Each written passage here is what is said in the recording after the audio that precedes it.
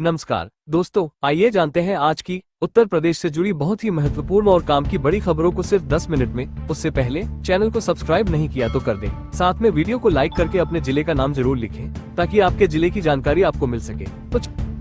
तो आइए दोस्तों, आज की खबरों की शुरुआत करते हैं पहली खबर से। उत्तर प्रदेश के निजी स्कूलों में निःशुल्क दाखिले के लिए आवेदन शुरू, लाखों सीटें खाली। उत्तर प्रदेश सरकार ने शिक्षा के अधिकार अधिनियम RTE के तहत बच्चों को निःशुल्क दाखिला दिलाने के लिए तीसरे चरण की प्रक्रिया शुरू कर दी है। प्रदेश के निजी स्कूलों में कुल 6,03,065 सीटें आरक्षित हैं, जिनमें से अब तक केवल 1,22,019 सीटें ही भरी गई हैं। इसका मतलब है कि अभी भी 4 लाख से अधिक सीटें खाली हैं, जिन पर बच्चों को दाखिला मिल सकता है। प्री प्राइमरी और कक्षा 1 के लिए आवेदन प्रक्रिया 19 फरवरी तक चलेगी। इसके बाद 23 फरवरी तक बेसिक शिक्षा अधिकारी द्वारा आवेदन पत्रों का सत्यापन किया जाएगा। 24 फरवरी को लॉटरी के माध्यम से चयन प्रक्रिया पूरी होगी और 27 फरवरी को स्कूल आवंटन की घोषणा की जाएगी। विशेष बात यह है कि जिन अभिभावकों के बच्चों के आवेदन पिछले 2 चरणों में निरस्त हो गए थे, वे भी पुनः आवेदन कर सकते हैं। इसके लिए सरकार ने विशेष जागरूकता अभियान शुरू किया है, जिसमें रेलवे स्टेशन, बस अड्डों और सार्वजनिक स्थलों पर पोस्टर और बैनर लगाए जा रहे हैं। शिक्षा विभाग के अधिकारियों ने अभिभावकों से आग्रह किया है कि वे आवेदन प्रक्रिया में किसी भी त्रुटि से बचें और सभी आवश्यक दस्तावेज सही ढंग से अपलोड करें। सरकार का ये कदम बच्चों को गुणवत्तापूर्ण शिक्षा उपलब्ध कराने की दिशा में एक बड़ा प्रयास है। अब आगे एक और खबर को देखें दोस्तों। यूपी सरकार की नई आबकारी नीति जल्द होगी कैबिनेट में पेश, व्यापारियों को राहत की उम्मीद। उत्तर प्रदेश सरकार जल्द ही नई आबकारी नीति को कैबिनेट में पेश करने जा रही है। इस नीति में शराब व्यापारियों के लिए कई महत्वपूर्ण बदलाव किए जा सकते हैं। आबकारी विभाग ने इस प्रस्ताव को तैयार कर लिया है और अब इसे अंतिम मंजूरी के लिए सरकार के पास भेज दिया गया है। महाकुंभ जैसे बड़े आयोजनों के कारण इस बार नीति में देरी हुई है, लेकिन व्यापारियों की मांग पर सरकार ने लाइसेंस नवीनीकरण प्रक्रिया को सरल बनाने पर ध्यान केंद्रित किया है। फुटकर शराब व्यापारियों ने भी अपने लाइसेंस के नवीनीकरण की मांग की है, ताकि उनके व्यापार में किसी प्रकार की बाधा न आए। सूत्रों के अनुसार नई नीति में बड़े बदलाव की संभावना कम है। सरकार मौजूदा लाइसेंस धारकों को राहत देने के साथ ही नई नीति के माध्यम से राजस्व में वृद्धि करना चाहती है। इस नीति के लागू होने से प्रदेश के शराब कारोबार पर गहरा प्रभाव पड़ेगा और व्यापार में स्थिरता बनी रहेगी। आबकारी विभाग इस प्रक्रिया को पारदर्शी और सरल बनाने के लिए डिजिटल प्लेटफॉर्म का भी उपयोग करेगा, ताकि व्यापारी बिना किसी जटिलता के अपने लाइसेंस का नवीनीकरण करा सके। अब इधर देखिए, अगली खबर आ रही है।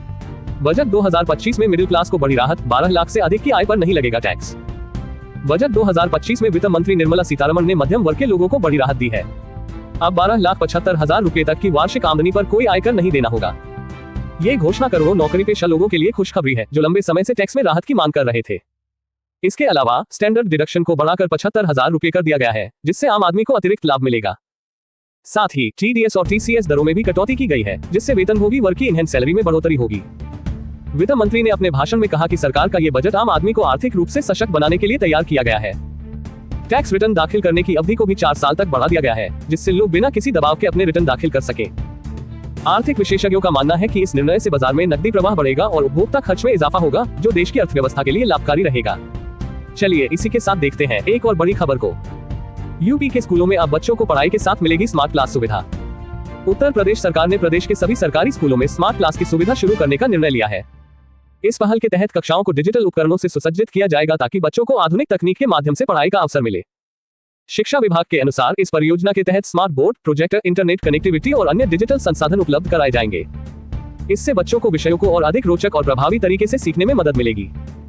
सरकार का लक्ष्य है कि शिक्षा व्यवस्था को डिजिटल रूप से सशक्त बनाकर छात्रों को वैश्विक स्तर की शिक्षा प्रदान की जाए। इस योजना के अंतर्गत शिक्षकों को भी डिजिटल शिक्षा के लिए विशेष प्रशिक्षण दिया जाएगा, ताकि वे स्मार्ट क्लास के उपकरणों का बेहतर उपयोग कर सके। ये पहल न केवल शिक्षा की गुणवत्ता को बढ़ाएगी, बल्कि ग्रामीण क्षेत्रों के बच्चों को भी तकनीकी शिक्षा से जोड़ने में मदद करेगी। अब इधर देखिए, अगली खबर आ रही है।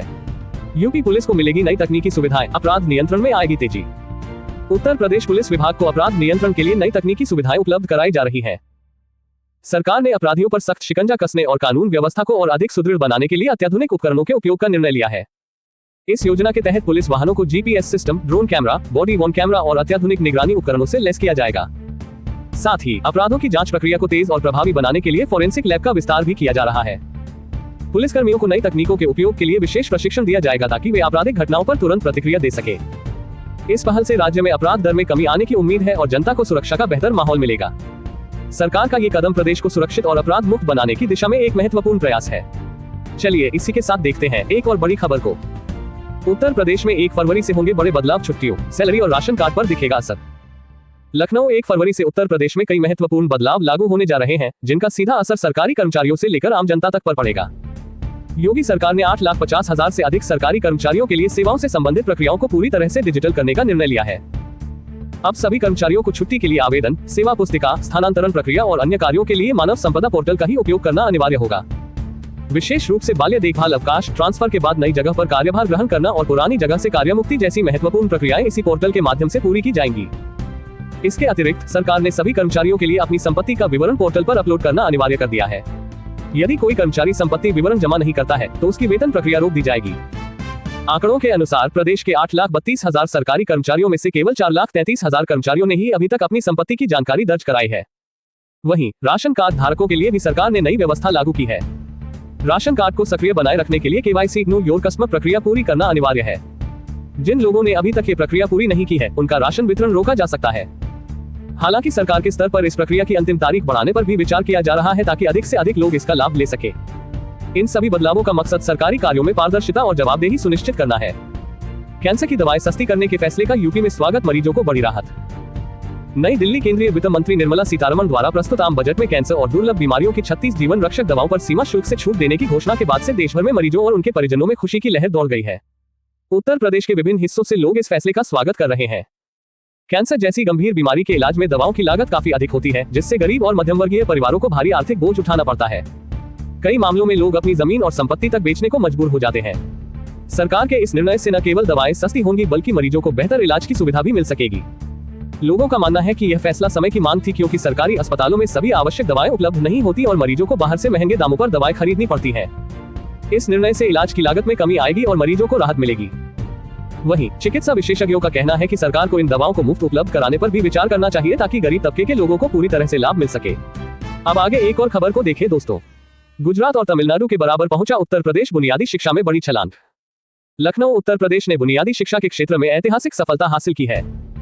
वर्ष 2018 की तुलना में 2024 की ASER रिपोर्ट के अनुसार बच्चों के पढ़ने और गणना करने की क्षमता में उल्लेखनीय सुधार हुआ है। ये सुधार उत्तर प्रदेश को शिक्षा के क्षेत्र में गुजरात और तमिलनाडु जैसे राज्यों के बराबर खड़ा करता है, जो लंबे समय से इस क्षेत्र में अग्रणी रहे हैं। प्रदेश सरकार द्वारा शुरू किए गए निपुण भारत मिशन और शिक्षकों के निरंतर प्रशिक्षण कार्यक्रमों ने इस सफलता में महत्वपूर्ण भूमिका निभाई है। प्राथमिक विद्यालयों में बच्चों के सीखने के स्तर को सुधारने के लिए पाठ्यक्रम में बदलाव, पढ़ाई के अनुकूल वातावरण तैयार करना, शिक्षकों की नियमित निगरानी और डिजिटल शिक्षा सामग्री का उपयोग जैसे कदम उठाए गए हैं। रिपोर्ट के अनुसार प्राथमिक कक्षाओं में बच्चों की उपस्थिति में भी सुधार देखने को मिला है। वर्ष 2018 में जहां ये दर 59.9% थी, वहीं 2024 में यह 71.4% तक पहुंच गई है। इस उपलब्धि से स्पष्ट है कि प्रदेश सरकार का शिक्षा पर विशेष ध्यान रंग ला रहा है और भविष्य में ये स्थिति और बेहतर होने की उम्मीद है। अब आगे एक और खबर को देखें दोस्तों। यूपी के 6 जिलों में बरसेंगी नौकरियां, फरवरी में लगेंगे 30 रोजगार मेले। लखनऊ उत्तर प्रदेश के युवाओं के लिए रोजगार के नए अवसर लेकर आ रहा है फरवरी महीना। प्रदेश के 6 जिलों में 30 बड़े रोजगार मेले आयोजित किए जाएंगे, जिनमें विभिन्न क्षेत्रों की नामी कंपनियां हिस्सा लेंगी। इन मेलों में IT, बैंकिंग, स्वास्थ्य, निर्माण और सेवा क्षेत्र की कंपनियां युवाओं को नौकरी के मौके प्रदान करेगी। रोजगार मेलों का उद्देश्य प्रदेश के युवाओं को रोजगार के बेहतर अवसर उपलब्ध कराना है, ताकि वे अपनी योग्यता के अनुसार रोजगार प्राप्त कर सके। इन मेलों में युवाओं को सीधे इंटरव्यू के माध्यम से नौकरी पाने का मौका मिलेगा, जिससे नौकरी की प्रक्रिया सरल और पारदर्शी होगी। राज्य सरकार का कहना है कि इन मेलों के माध्यम से हजारों युवाओं को रोजगार के अवसर मिलेंगे। सरकार ने युवाओं से अपील की है कि वे अपने बायोडेटा और शैक्षणिक प्रमाण पत्रों के साथ इन मेलों में सक्रिय रूप से भाग लें। इससे न केवल बेरोजगारी दर में कमी आएगी बल्कि प्रदेश के आर्थिक विकास को भी नई गति मिलेगी। अब आगे एक और खबर को देखें दोस्तों। उत्तर प्रदेश समेत उत्तर भारत में फिर बदलेगा मौसम का मिजाज, 3 दिनों तक होगी बारिश। उत्तर प्रदेश समेत पूरे उत्तर भारत में ठंड से राहत मिलने के बाद एक बार फिर मौसम करवट लेने वाला है।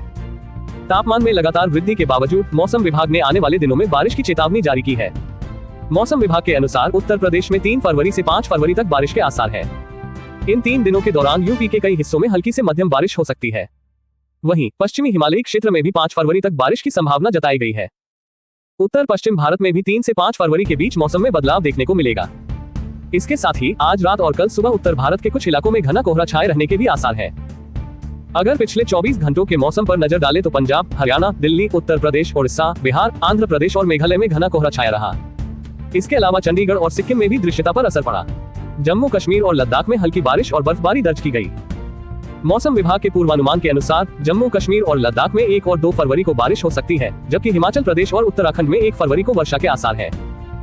3 फरवरी से एक नया पश्चिमी विक्षोभ सक्रिय होने की संभावना है, जिसके चलते जम्मू कश्मीर, लद्दाख, हिमाचल प्रदेश, उत्तराखंड और उत्तर प्रदेश में 3 से 5 फरवरी के बीच फिर से बारिश हो सकती है। हरियाणा, चंडीगढ़ और राजस्थान में भी 3 और 4 फरवरी को बारिश का अलर्ट जारी किया गया है। इसके अलावा लक्षद्वीप में 1 फरवरी को बारिश के संकेत मिले हैं। ऐसे में लोगों को सलाह दी जाती है कि वे मौसम से जुड़ी ताजा जानकारी पर ध्यान दें और सावधानी बरतें। अब आगे एक और खबर को देखिए दोस्तों। ओप्पो रेनो 12 5G हुआ सस्ता, 28 फरवरी तक पाए 3299 रुपए की छूट। अगर आप जबरदस्त परफॉर्मेंस और बेहतरीन सेल्फी कैमरे वाला स्मार्टफोन खरीदने की सोच रहे हैं तो ओप्पो रेनो 12 5G आपके लिए एक शानदार विकल्प साबित हो सकता है।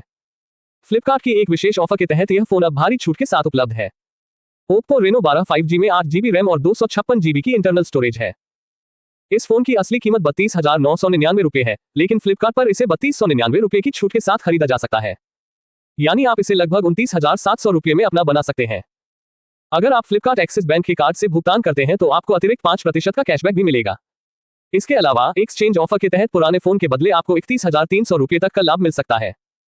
हालांकि ये लाभ आपके पुराने फोन की स्थिति, ब्रांड और कंपनी की एक्सचेंज पॉलिसी पर निर्भर करेगा। यह धमाकेदार ऑफर 28 फरवरी तक उपलब्ध है। फोन की खूबियों की बात करें तो इसमें 6.7 इंच का full HD plus OLED display है, जिसका रेजोल्यूशन 2412x1080 पिक्सल है। डिस्प्ले का रिफ्रेश रेट 120 हर्ट्ज है और इसकी पीक ब्राइटनेस 1200 निट्स तक जाती है। फोन में 32 मेगापिक्सल का सेल्फी कैमरा है जो बेहतरीन तस्वीरें खींचता है। इसके साथ ही 80 वॉट फास्ट चार्जिंग की सुविधा दी गई है, जिससे आपका फोन बेहद कम समय में चार्ज हो जाता है।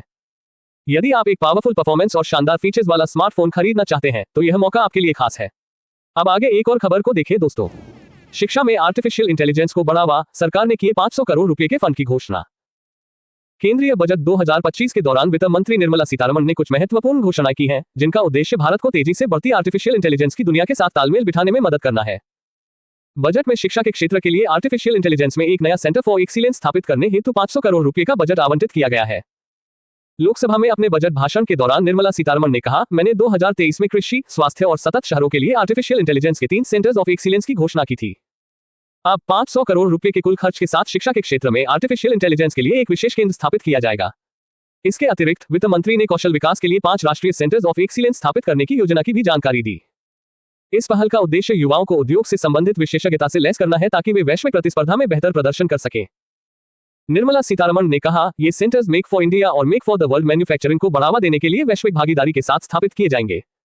इन सेंटर्स का फोकस व्यापक पाठ्यक्रम विकसित करना, प्रशिक्षकों को प्रशिक्षण देना, स्किल सर्टिफिकेशन फ्रेमवर्क को लागू करना और नियमित मूल्यांकन करना होगा।